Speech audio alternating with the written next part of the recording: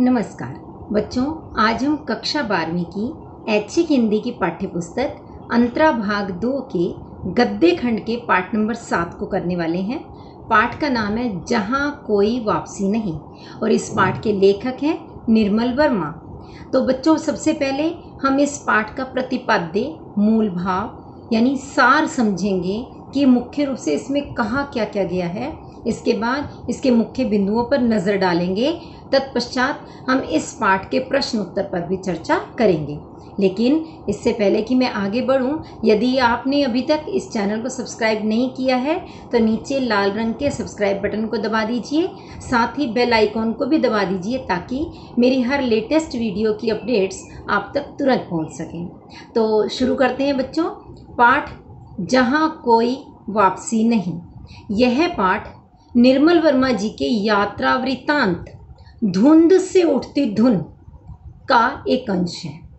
इस यात्रा वृत्तांत में उन्होंने मुख्य रूप से जो इस पाठ के अंदर चर्चा की है वह है हमारे विकास के नाम पर होने वाला पर्यावरण ह्रास और उस ह्रास की वजह से होने वाला विस्थापन। तो मुख्य रूप से क्या समस्या उठाई है कि जब हम प्रगति करते हैं, विकास करते हैं, तो विकास के साथ साथ हम पर्यावरण का यदि ध्यान नहीं रखते, पर्यावरण की सुरक्षा का ध्यान नहीं रखते तो संतुलन बिगड़ जाता है।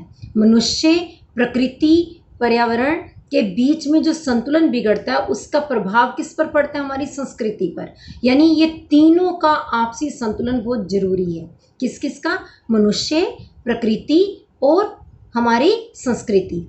यहाँ पर लेखक क्या कहना चाहता है कि विकास के नाम पर हमने अंधाधुंध जो नकल की वो पश्चिम की। जैसे पश्चिमी देश अधिक से अधिक उद्योग धंधे लगाने पर ध्यान देते हैं, हमने भी वैसा ही किया और हमने उसमें अपनी संस्कृति को, जो हमारी अपनी अच्छी बातें थी, उनको बिल्कुल नज़रअंदाज कर दिया। और उसी का नतीजा क्या हुआ? उसका परिणाम यह निकला कि विस्थापन की समस्या उत्पन्न हुई। विस्थापन क्या होता है बच्चों? जब कोई व्यक्ति किसी मजबूरी की वजह से एक स्थान को छोड़कर दूसरे स्थान पर चला जाता है और वहीं रहने लगता है तो उसे हम बोलते हैं विस्थापन। ये विस्थापन दो तरह का होता है, एक तो प्रकृति के कारण और दूसरा उद्योगीकरण के कारण। यहाँ लेखक ये समझाना चाह रहा है कि प्रकृति के कारण यदि विस्थापन हो, अर्थात यदि भूकंप, बाढ़, सुनामी, कोई तूफान इत्यादि आ जाते हैं, जैसे कि अभी पिछले दिनों पश्चिम बंगाल में तूफान आया, तो उसकी वजह से लोगों को सुरक्षित स्थानों पर ले जाकर के रहने के लिए कह दिया गया। वे कुछ समय के लिए वहां गए और जैसे ही यह प्राकृतिक आपदा समाप्त हुई, टल गई, तो लोग वापस भी आने शुरू हो गए। तो प्रकृति के कारण जो विस्थापन होता है उस पर हमारा बस नहीं है, वह प्रकृति के वश में होता है और हमें उसे भुगतना तो पड़ता है। लेकिन जैसे ही वो आपदा समाप्त हो जाती है, लोग वापस अपने घरों को, अपने स्थान को आ भी जाते हैं। तो इस प्रकार ये अस्थायी विस्थापन होता है। परंतु औद्योगिकरण के कारण विस्थापन जो है वह उस विस्थापन को कहा जाता है जब उद्योग धंधे लगाने के कारण लोगों की जमीन जायदाद छीन ली जाती है और उन्हें उनके घर बार से दूर करके कहीं और जाकर रहने को मजबूर कर दिया जाता है। तो यह जो विस्थापन है, इसमें लोगों की जमीन के ऊपर उद्योग धंधे लगा दिए जाते हैं, बड़ी बड़ी इमारतें खड़ी कर दी जाती हैं, फैक्ट्रियां लगा दी जाती हैं, मिलें बना दी जाती हैं और ऐसे में जो लोग विस्थापित हो जाते हैं वे पुनः अपने घर बार कभी भी नहीं आ पाते। और यही लेखक इस पाठ में समझाना चाह रहा है, जहां कोई वापसी नहीं, यानी ऐसे लोगों की कोई वापसी नहीं हो पाती। औद्योगिकरण के कारण जो विस्थापन है उसमें लोग स्थायी रूप से ही अपने घर बार से दूर होने के लिए मजबूर हो जाते हैं और यह जो विस्थापन है लोगों को अपने ही देश में नए प्रकार के शरणार्थी बना देता है। आधुनिक भारत के नए शरणार्थी। क्यों? क्योंकि वे नई जगह जाकर शरण लेते हैं, अपने जीवन को दोबारा से स्थापित करने का प्रयास करते हैं और अपने परिवेश से, अपनी जो संस्कृति है उससे वो दूर हो जाते हैं। तो इस प्रकार इसका प्रभाव केवल पर्यावरण पर ही नहीं पड़ रहा, कि फैक्ट्रियाँ, मिलें धुआं छोड़ेंगी, कचरा निकालेंगी, गंदा पानी देंगी, लेकिन उसका पर्यावरण पर प्रभाव तो पड़ना ही पड़ना है। साथ ही लोगों की संस्कृति पर, उनके परिवेश पर भी प्रभाव पड़ता है और इस प्रकार इन तीनों का आपसी संतुलन बिगड़ जाता है। यहाँ लेखक ने अपनी बात को स्पष्ट करने के लिए उदाहरण लिया है सिंगरौली के एक गांव अमझर का। वास्तव में नवागांव क्षेत्र में करीब करीब 18 गांव आते थे, तो उनमें से एक गांव है अमझर, जिसका नाम अमझर क्यों रखा गया था, क्योंकि वहाँ पर आम के इतने अधिक पेड़ थे कि आम प्रायः अपने आप ही झरा करते थे। पेड़ सदैव आम के फलों से लदे रहते थे और आम झरते रहते थे।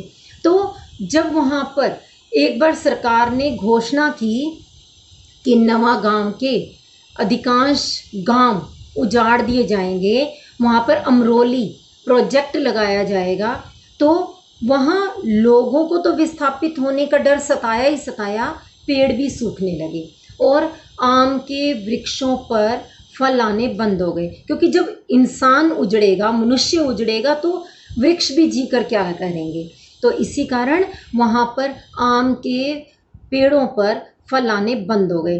तो इससे स्पष्ट पता चलता है कि मनुष्य की क्रियाकलापों का सीधा सीधा प्रभाव प्रकृति पर पड़ता है। और यहाँ पर वास्तव में सिंगरौली की जो अपनी संपदा थी, जो प्राकृतिक संपदा थी, वही उसके लिए एक अभिशाप बन गई। क्योंकि जब वह अभी तक किसी की नज़र में नहीं आया था, तो अपनी प्राकृतिक सुंदरता के कारण वह बैकुंठ के समान था। बैकुंठ यानी स्वर्ग, स्वर्ग के समान था। और वहाँ अकेलेपन के कारण उसे काला पानी भी कहा जाता था। परंतु जब सरकार का ध्यान उधर गया कि ये तो बहुत प्राकृतिक संपदा से युक्त गांव है, तो उन्होंने उसे उजाड़ करके वहाँ उद्योग धंधे लगाने की बात कही और वहाँ कोयले की खदानें, मिलें इत्यादि स्थापित हो गई, जिनसे बेहद कूड़ा कचरा, धुआं इत्यादि निकलने लगा, जिसने पर्यावरण को भी प्रदूषित किया, लोग भी विस्थापित हुए। तो इस प्रकार जो उसकी अपनी खूबी थी सिंगरौली की, वही भारतीय मानचित्र के ऊपर राष्ट्र गौरव के रूप में तो जरूर प्रतिष्ठित हो पाई, परंतु साथ ही साथ उसी ने सिंगरौली के लिए एक अभिशाप का भी काम किया।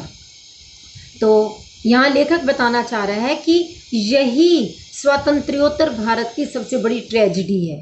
स्वातंत्र्योत्तर का मतलब स्वतंत्रता प्राप्ति के बाद का भारत, और ट्रेजेडी मतलब त्रासदी, एक बुरी बात। वो क्या है? यही कि हमने विकास पर तो ध्यान दिया पश्चिम की भांति ही, लेकिन विकास के साथ साथ पर्यावरण के संतुलन और प्रकृति को बनाए रखने पर, अपनी संस्कृति की रक्षा करने पर कोई ध्यान नहीं दिया। तो यहाँ लेखक कहना चाहता है, यदि हमें विकास करना है, विकास तो देखिए अनिवार्य है, विश्व के सभी देश विकास करेंगे तो हम पीछे नहीं रह सकते, विकास तो करना ही है, किंतु साथ ही साथ वे उपाय किए जाएं जो हमारे प्राचीन उपाय थे, जिससे हमारी संस्कृति नष्ट ना हो, लोग विस्थापित ना हो। यदि हम इन बातों का ध्यान रखें तो हम पर्यावरण को संतुलित रखते हुए, अपनी संस्कृति को बचाते हुए मनुष्य का विकास कर सकते हैं। ये देख लेते हैं अब इस पाठ के मुख्य बिंदु। पहला बिंदु है, प्रस्तुत पाठ लेखक के संग्रह धुंध से उठती धुन से लिया गया है, जिसमें लेखक ने विकास के नाम पर पर्यावरण विनाश की ओर ध्यान आकर्षित किया है कि यदि विकास और पर्यावरण संबंधी सुरक्षा के बीच संतुलन न बनाए रखा जाए तो विस्थापन की समस्या उत्पन्न हो जाएगी। विस्थापन से अभिप्राय आप समझ चुके होंगे, अपने मूल स्थान से उजड़ करके कहीं दूसरी जगह पर जाकर रहना। अगला बिंदु है, इस पाठ में सिंगरौली के अमझर गांव का वर्णन किया गया है, जिसका अर्थ है एक ऐसा गांव जिसमें पेड़ों से आम झड़ते रहते थे। जब से सरकारी घोषणा हुई कि अमरोली प्रोजेक्ट के तहत नवागांव के कई गांव उजाड़ दिए जाएंगे, तब से आम के पेड़ सूखने लगे। जिन लोगों को औद्योगिकरण की आंधी के कारण हमेशा के लिए अपने घर जमीन से उखाड़कर हमेशा के लिए निर्वासित कर दिया जाता है, वे आधुनिक भारत के नए शरणार्थी बन जाते हैं। प्रकृति एवं औद्योगिकरण के कारण विस्थापन में अंतर होता है। बाढ़ या भूकंप के कारण जब लोग अपने घर को छोड़कर कुछ समय के लिए दूसरे स्थान पर चले जाते हैं और स्थिति सामान्य होने पर वापस अपने घर लौट आते हैं, उन्हें प्रकृति के कारण विस्थापित कहा जाता है। जब लोगों को औद्योगिकरण व विकास के नाम पर विस्थापित कर दिया जाता है और ये लोग फिर कभी अपने घर वापस नहीं आ पाते, उन्हें औद्योगिकरण के नाम पर विस्थापित कहा जाता है। यूरोप एवं भारत की पर्यावरण संबंधी चिंताएं सर्वथा भिन्न हैं। यूरोप में मनुष्य और भूगोल के बीच संतुलन बनाए रखना पर्यावरणीय प्रश्न है, जबकि भारत में यही संतुलन मनुष्य और संस्कृति के बीच बनाए रखने का है। सिंगरौली की उर्वरा भूमि व अतुलनीय संपदा उसके लिए अभिशाप बन गई। सिंगरौली जो अपने प्राकृतिक सौंदर्य के कारण बैकुंठ और अकेलेपन के कारण काला पानी माना जाता था, अब प्रगति के मानचित्र पर राष्ट्रीय गौरव के साथ प्रतिष्ठित हुआ। आज औद्योगिकरण ने पर्यावरण संकट पैदा किया है। औद्योगिकरण के कारण गांव के गांव उजाड़कर लोगों की जमीन ले ली गई।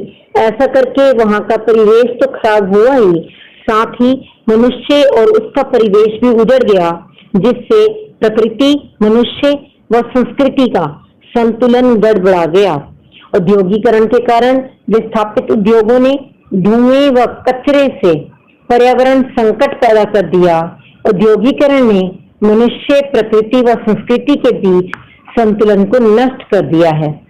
और अंतिम बिंदु है, अतीत का समूचा मिथक संसार की पोथियों में नहीं, इन रिश्तों की अदृश्य लिपि में मौजूद रहता था।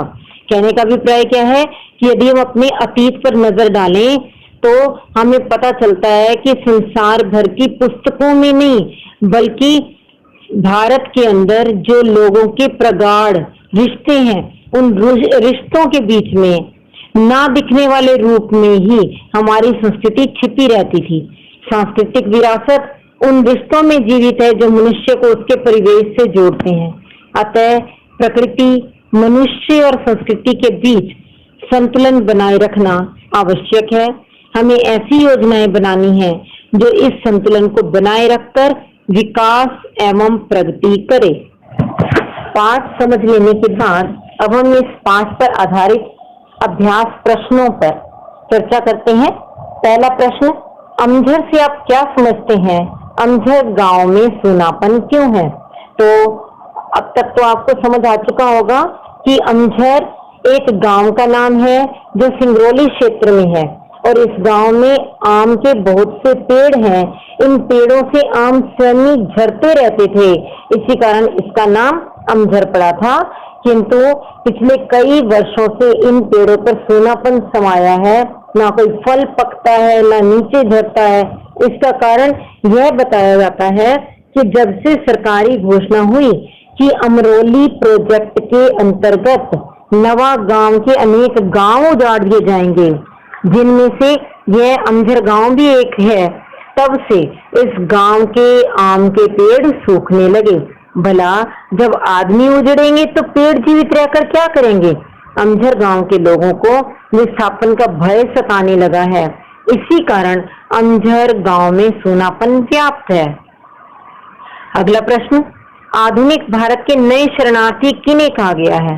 तो आधुनिक भारत के नए शरणार्थी उन्हें कहा गया है जिन्हें औद्योगिकरण की आंधी ने अपने घर जमीन से उखाड़कर हमेशा के लिए निर्वासित कर दिया है। प्रकृति और इतिहास के बीच गहरा अंतर है। प्रकृति जब लोगों को उजाड़ती है तो वे लोग कुछ समय पश्चात आपदा टल जाने के बाद वापस अपने अपने स्थानों पर लौट आते हैं। पर विकास और प्रगति के नाम पर जब इतिहास लोगों को उजाड़ता है तो वे कभी भी अपने घरों को वापस नहीं लौट पाते। वे शरणार्थी बनकर किसी दूसरे स्थान पर रह जाते हैं। औद्योगिकरण ने ऐसे ही आधुनिक भारत में नए शरणार्थी बना दिए हैं। अगला प्रश्न, प्रकृति के कारण विस्थापन और औद्योगिकरण के कारण विस्थापन में क्या अंतर है। जैसा कि अभी आपने पाठ के मूल भाव में समझा कि बाढ़ या भूकंप प्राकृतिक आपदाएं हैं। प्रकृति के कारण जब लोग विस्थापित होते हैं तब यह विस्थापन अस्थायी होता है। आपदा के टलते ही लोग अपने अपने घर को वापस आ जाते हैं और पहले की तरह रहने लगते हैं।